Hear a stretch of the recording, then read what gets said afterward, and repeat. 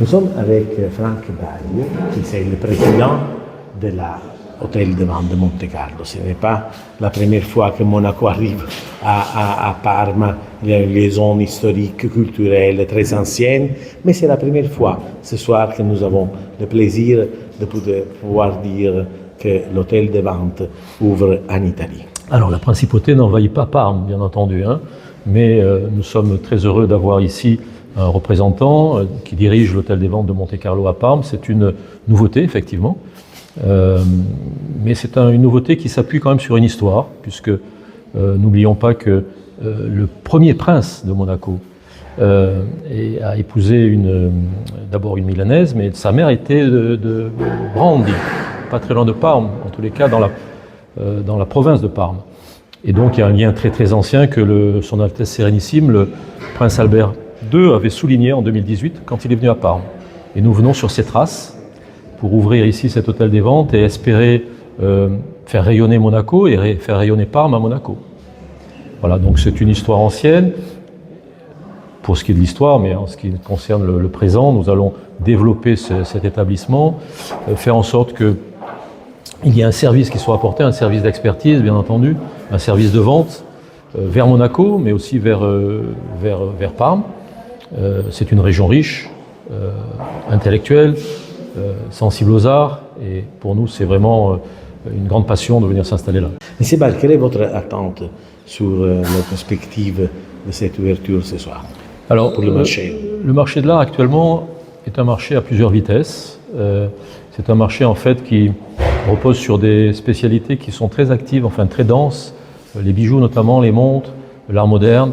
Ce sont nos directions principales en fait. Et nous avons là des équipes très spécialisées dans ces domaines-là.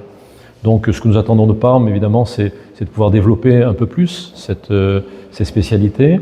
Le contexte international est évidemment sujet à préoccupation, mais ça ne veut pas dire que ça a une incidence sur le marché de l'art, bien au contraire.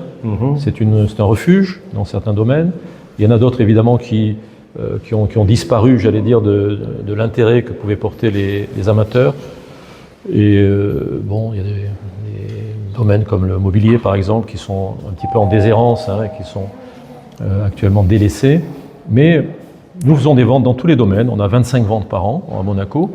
Et les ventes, quand les estimations sont correctes, sont tout à fait suivies. Et il y a un vrai marché très, très actif, très dynamique. Et une dernière considération sur les foires. Parce qu'en effet, en France, il y a peu de personnes. Ici, maintenant, à Parme, nous avons beaucoup de personnes dans la foire. Bien sûr, alors ça c'est très évidemment pour nous un encouragement, parce qu'il est vrai qu'en France, nous sommes à Monaco, nous ne sommes pas en France, je vous rappelle. Bon.